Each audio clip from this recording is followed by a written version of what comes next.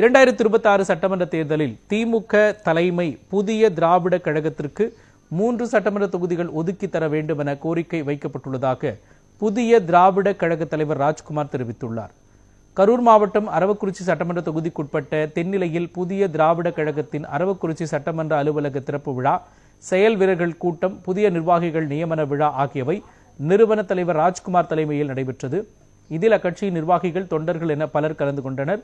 பின்னர் பேட்டியளித்த ராஜ்குமார் 2026 சட்டமன்ற தேர்தலில் புதிய திராவிட கழகத்திற்கு மொடக்குறிச்சி, அரவக்குறிச்சி, பரமத்தி வேலூர் ஆகிய 3 தொகுதியை ஒதுக்கித் தர வேண்டும் என்று கோரிக்கை வைக்கப்பட்டது என்று தெரிவித்தார். ஒடுக்கப்பட்டவர்களின் குரலை சட்டமன்றத்தில் எதிரொலிக்கவே தேர்தலில் நிற்கிறோம் என்றும் அவர் குறிப்பிட்டார்.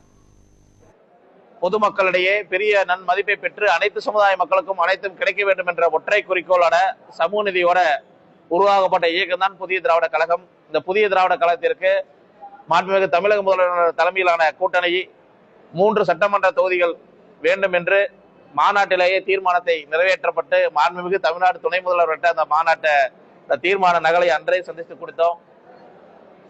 அதில் குறிப்பாக சொல்ல போனால் மாவட்டத்திற்கு ஒரு தொகுதியாக ஈரோட்டிலே மொடக்குறிச்சி சட்டமன்ற தொகுதியும், கரூரிலே அரவக்குறிச்சி சட்டமன்ற தொகுதியும், நாமக்கல் மாவட்டத்திலே பரமத்தி வேலூர் சட்டமன்ற தொகுதியும் நாங்கள் கேட்டிருக்கிறோம். எந்த தொகுதி கொடுத்தாலும் மாண்புமிகு தமிழக முதல்வரோட சின்னமான உதயசூரியனுக்கும், மாண்புமிகு தமிழ்நாடு முதல்வரோட செய்துள்ள நலத்திட்டத்திற்கும், அந்த சமூக நீதிக்கும் கிடைக்கின்ற வாக்குகள் தவிர மீதி கொங்கு மண்டலத்திலே வேட்டை கொண்ட சமுதாய மக்கள் குறைந்தபட்சம் தொகுதிக்கு 20,000 முதல் 70,000 வரைக்கும் நாம் வாழ்கிறோம்.